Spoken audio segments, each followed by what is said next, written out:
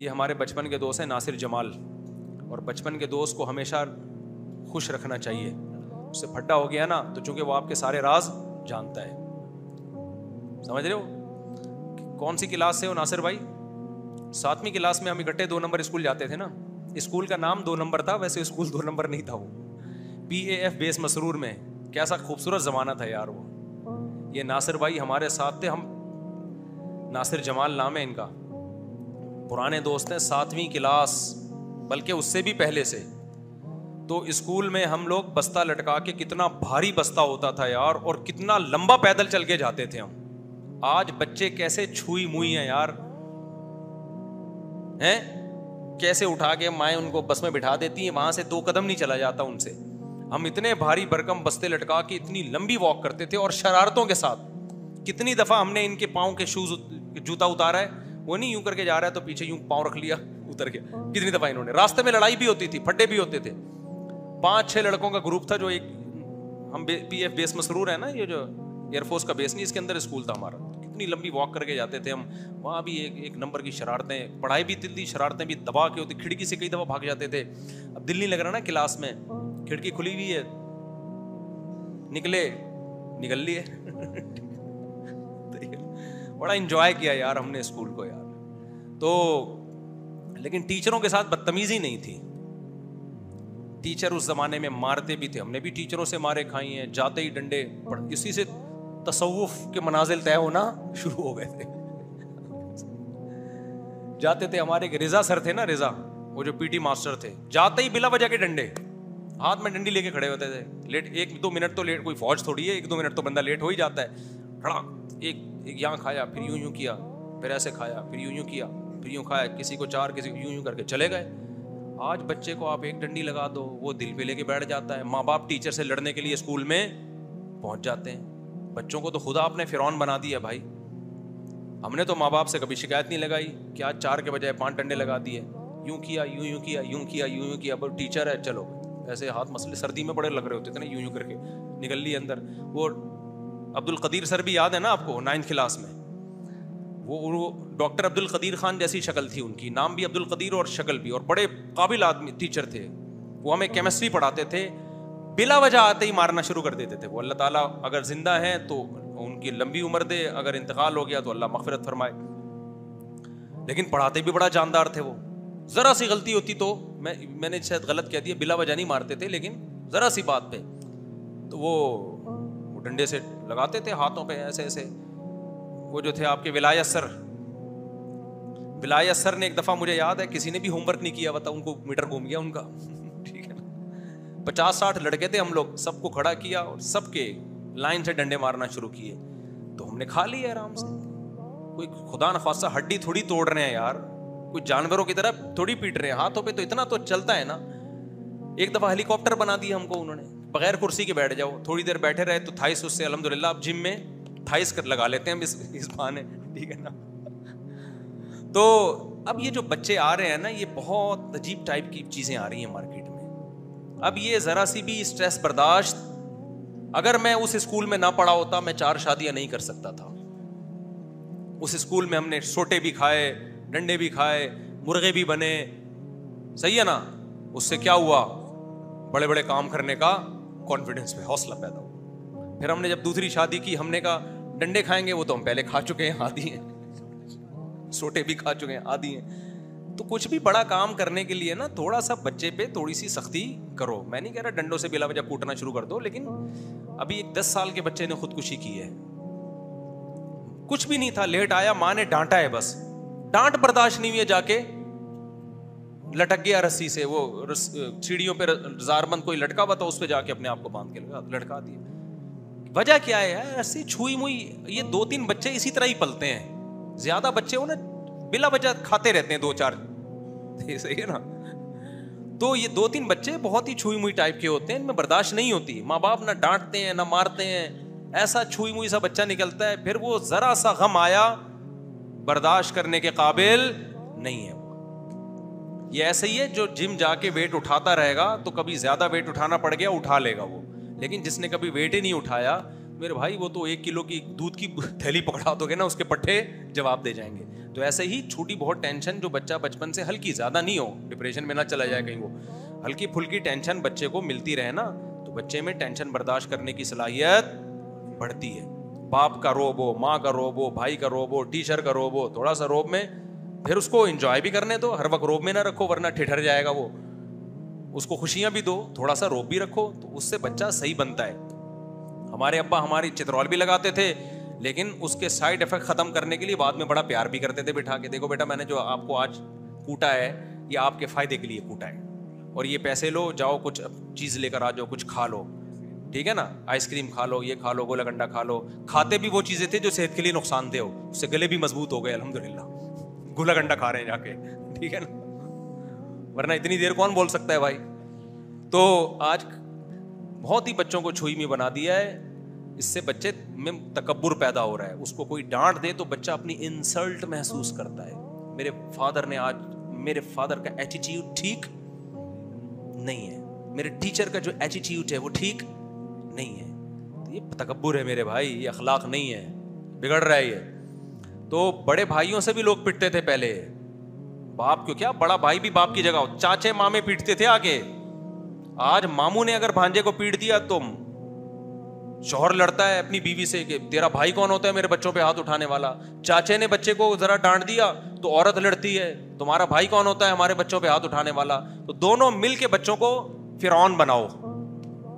پہلے کیا ہوتا تھا, ہمارے ماموں نے بھی ہمیں کوٹا ہے, اللہ کا فضل ہے, ڈانٹا تو ہے, کوٹنا تو مجھے یاد نہیں, ڈانٹا ہے ہم نہیں کبھی. ہمیں پتا تھا اماں کو شکایت کی, اماں کہے گی بھائی ماموں ہے تو ڈانٹ, وہ اماں اور اماں اس نے تو ڈانٹا ہے, اماں تو چماٹ لگائے گی, ماموں کی شکایت کیوں لے کر آ رہا ہے. بڑے بھائی نے, مجھے یاد ہے ایک دفعہ میں ٹیوشن میں بہت غفلت سے لکھتا تھا نا, رائٹنگ نہیں میں صحیح کرتا تھا. میں جب لکھتا تھا نا ایسے جلدی جلدی, پڑھائی میں دل ہی نہیں لگتا تھا ذرا سا بھی. مجھے پڑھنا اتنا مشکل, میں تو مدرسے میں آ کے پڑھنا شروع کیا میں نے اپنے شوق سے, ورنہ مجھے تو پڑھنے میں دل ہی نہیں لگتا تھا. نمبر الحمدللہ آتے تھے, اچھے نمبر اچھے آتے تھے, لیکن پڑھائی میں دل لگتا نہیں تھا. نقل کر کے نہیں آتے تھے, ویسے ہی آ جاتے تھے. تو مجھے یاد ہے میرے بڑے بھائی مجھے پڑھا رہے تھے, 12 سال عمر میں بڑے ہیں مجھ سے, مجھے 8ویں میں تھا یا 9th میں تھا میں. اب جیسے کوئی لفظ لکھنا ہے نا, please convey my compliments to all the members of the family, am love to the Nadeem, جیسے اپلیکیشن لکھ رہے ہیں. اب میں لکھتا ہوں ایسے بے دردی سے نا, مجھے کھیل کود میں زیادہ مزہ آتا تھا, جیسے بچوں کا شوق ہوتا ہے. تو کبھی ٹی کا اوپر کا ڈنڈی چھوڑ رہا ہوں, کبھی ایف کی ایک ڈنڈی چھوڑ کے لکھ رہا ہوں. ٹی لکھ رہا ہوں تو اوپر کا ٹی تو پورا یوں کر کے اوپر بھی تو لگاؤ نا, اوپر لگانے کی توفیق ہی نہیں ہو رہی. ابے کیا مصیبت ہے. میرے بھائی مجھے کہہ رہے ہیں بھائی یہ کمپلیٹ لفظ ورڈ لکھو, آپ پوری اسپیلنگ پوری کرو. اچھا ٹی لکھ دیا, پھر آگے مجھے یاد ہے میں نے یوں لگایا, اوپر کی ڈنڈی نہیں لکھی, آگے جانے لگا. جیسے اپنا نام لکھ رہا ہوں, فرض کرو طارق لکھ رہا ہوں, ٹی کی ڈنڈی نہیں لکھ رہی, ARIQ, ڈنڈی چھوڑ دی, ابے ٹائم نہیں ہے, دیکھیں گے یار. ٹھیک, تو مجھے یاد ہے ایک دم مجھے زناٹے دار آواز آئی نا, پٹاخ کی زوردار آواز آئی. میں سمجھا کسی اور کو لگا ہے, کیونکہ مجھے ہاتھ نظر نہیں آیا, اتنی اسپیڈ سے آیا. پھر تھوڑی دیر میں جب میرا دماغ گھوما ہے نا, پھر مجھے محسوس ہوا کہ یہ مجھے لگا ہے. یہ کس کو لگا ہے؟ میرے والد صاحب دوسرے کمرے میں بیٹھے ہوئے تھے. ایسے موقع پہ ہوتا کیا ہے, باپ اٹھ کے آتا ہے, بڑے بھائی کو بول تو کون ہوتا ہے میرے بیٹے پہ ہاتھ اٹھانے والا. لیکن ہمارے ابا نے ایسا نہیں کیا, کچھ بھی نہیں. ممکن ہے الگ سے میرے بڑے بھائی کو سمجھا دیا ہو کہ یار ہاتھ ہلکا رکھو, ٹی کی ڈنڈی نہیں لگائی نا, تم نے تو پورا ڈنڈا ہی لگا دیا اس کو کھینچ کے. ہو سکتا ہے الگ میں سمجھایا ہو, سامنے نہیں. کیوں, اگر سامنے بولتے تو میرے دل میں بڑے بھائی کی کیا آ جاتی, نفرت, کہ یہ غلط مارا ہے انہوں نے, ان کا حق نہیں ہے, باپ بھی مجھے سپورٹ کر رہا ہے. تو آج ماں باپ مل کے ایک دوسرے کا باغی بناتے ہیں. شوہر اپنی بچوں کو ماں کا باغی بناتا ہے, عورت اپنے بچوں کو باپ کا باغی بناتی ہے کہ تمہارے باپ کو کیا پتا, مجھ سے پوچھا کرو, یہ تو بلا وجہ ڈانٹ ٹپٹ کرتے رہتے ہیں, ٹھیک ہے نا. اور چاچا ڈانٹے گا تو بیوی بولے گی کہ یہ تمہارا بھائی کیوں. تو سب ایک دوسرے کا باغی بناؤ. پھر جب بچہ بگڑتا ہے نا, او ہو پھر کسی کے قابو میں نہیں آتا. ایک چھوٹا سا کیس سنا دوں تاکہ یہ واقعہ کمپلیٹ ہو جائے, آپ کی سمجھ میں آئے. میرے پاس ایسے بہت سے کیس ہیں, میں چونکہ کیریکٹر چینج کر دیتا ہوں تاکہ جس کا واقعہ ہے وہ نہ سمجھے کہ میرے بارے میں بات ہو رہی ہے. اور ایک واقعہ ہو تو آدمی کہے بھی نا, ایسے تو بہت سارے واقعات ہیں, آتے رہتے ہیں. خواتین کیا کرتی ہیں, میاں بیوی میں جب علیحدگی ہوئی نا تو بچہ شوہر کو حوالے نہیں کرتی, وہی جیسے کورٹ میں 18 سال تک میرے پاس ترسا ترسا کے بچے کو باپ سے ملاتی ہیں. پھر جب بعد میں فیوچر میں بچوں پہ مسائل آتے ہیں نا, جیسے بیٹی ہے طلاق ہو گئی, اس کو مسائل آ گئے, تو پھر کون یاد آتا ہے؟ باپ. چند دن پہلے ایسے ہی میرے پاس کیس آیا, خاتون کہتی ہے میری بیٹی بڑی ہوئی تھی, شادی کر دی, طلاق ہو گئی, اس کی ایک چھوٹی بچی تھی, ہم نے رکھ لی, ہم نے کہا اس کے شوہر کے حوالے نہیں کریں گے. اب فائنینشلی بڑے مسائل آ رہے ہیں, بچی بڑی ہو گئی, 24-25 سال کی ہو گئی بچی. اب خاتون کہتی ہے میں اپنی جائیداد اس نواسی کے نام کرنا چاہتی ہوں, تو میرے دوسرے خاندان والے اور خاندان میں کوئی بچی کو رکھنے کے لیے تیار نہیں ہے.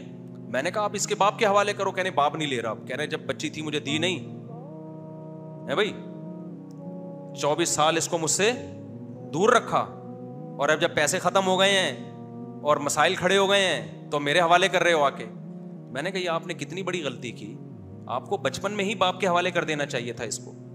باپ جس طرح سایہ بنتا ہے اولاد کے لیے, ماں تو کسی اور گھر میں جاتی ہے نا شادی کر کے, اس کی ماں نے بھی تو شادی کر کے, سوتیلا باپ تھوڑی اس طرح سے سپورٹ کرے گا اس کو. بلکہ آج کل ٹھڑک کا دور ہے, سوتیلے باپ سے تو عزت کی حفاظت رہ جائے غنیمت ہے. سب کی میں بات نہیں کر رہا کسی کے آپ شک کرنا شروع کر دیں. سوتیلے باپوں کی تو کمپلینز آ رہی ہیں, وہ تو غلط نظروں سے اس بچی کو دیکھنا شروع کر دیتے ہیں. جس کے شخص کے بارے میں یہ اعتماد نہیں ہے کہ پتہ نہیں گندی نظر سے دیکھے گا, اس پر آپ اس کو اس کا سرپرست بنائیں گے کیا؟ سارے ایسے نہیں ہوتے, اللہ کا شکر ہے نیک لوگ بھی ہوتے ہیں, لیکن یہ دور شہوت پرستی کا دور ہے, اس میں کیسے اعتماد ہوگا؟ لیکن نہیں, اس وقت عورت بڑی فنٹر بنتی ہے, نہیں بچے تو میں رکھوں گی, میں اس کو میں خود پالوں گی. بعد میں مسائل کھڑے ہوتے ہیں, اس کے بعد وہ نہ ادھر کا نہ ادھر کا. اس لیے اسلام نے حکم دیا ہے کہ عورت کہیں بھی شادی کرتی ہے, بچہ فوراً کس کے حوالے کرے گی؟ وہ باپ کے حوالے, اس میں بچے کا فائدہ ہے. اب بچی اتنی بڑی ہو گئی, نہ وہ باپ سے مانوس ہے, اور باپ کروڑ پتی ہے لیکن اس کے پیسوں سے فائدہ نہیں اٹھا سکتے. وہ کہے گا جب میں مانگ رہا تھا دے نہیں رہتے, اب پیسے کم ہو گئے تو مجھ سے بھیک مانگنے کے لیے آ گئے ہو. یہ ایک کیس نہیں ہے, ایک کیس نہیں ہے, 20 کیسز ہیں. تو اس لیے بچوں کو باپ سے دور نہ کیا جائے. باپ, اور میں نے دیکھا ہے باپ کے حوالے کر دو گے نا, وہ ماں سے ملنے دے گا, وہ ماں کے پاس رات بھی گزارنے دے گا. لیکن ماں حوالے کرو گے تو وہ باپ سے چھین لیتی ہے. ساری نہیں چھینتی لیکن بہت کیسز آتے ہیں اس میں چھیننے کے, وہ نہیں دیتی پھر. تو اسی طرح یاد رکھو, میاں بیوی میں اگر ماں بچی کو باپ کے خلاف ورغلانا شروع کر دے نا کہ تمہارا باپ ایسا, کل یہ بچی بگڑے گی, باپ اس کو کنٹرول نہیں کر پائے گا. کل تمہیں ضرورت پڑے گی اس اپنے شوہر کی, باپ کی ضرورت پڑے گی کہ اب اس کے معاملے میں آپ انوالو ہوں, اس کی کیئر کریں. تو وہ نہیں, کیونکہ آپ نے اس کے دل میں باپ کی عظمت پیدا ہی نہیں کی ہے. باپ چرسی ہو, ہیروئن چی ہو, جیسا بھی ہو, بیٹیوں کے لیے بڑا غیرت مند ہوتا ہے. وہ جان پہ کھیل کے بیٹیوں کی عزت کی اور اس کے فیوچر کی فکر کرتا ہے. وہ ماں یہ بات نہیں جانتی, وہ تھوڑی بہت آڑی ترچھی خامیاں اس کی دیکھ رہی ہوتی ہیں کہ یہ تو دوستوں میں گٹر کے ڈھکن پہ بیٹھا رہتا ہے, یہ کیا تربیت کرے گا. او بھائی جیسا بھی ہے اس کی بیٹی ہے وہ. تو اس لیے اللہ کا واسطہ, جو خواتین بیان سن رہی ہیں, اپنی بچیوں کو, بیٹوں کو باپ کے خلاف نہ ورغلائیں. کل باپ کی عظمت ختم ہو گئی, یہ تمہارے ہاتھ سے بھی گئے. تو باپ کے روب تو تھا تو کنٹرول کر لیتا, وہ روب ختم, یہ کل تمہارے لیے بھی عذاب جان بن جائے گا. سمجھتے ہو گے نہیں.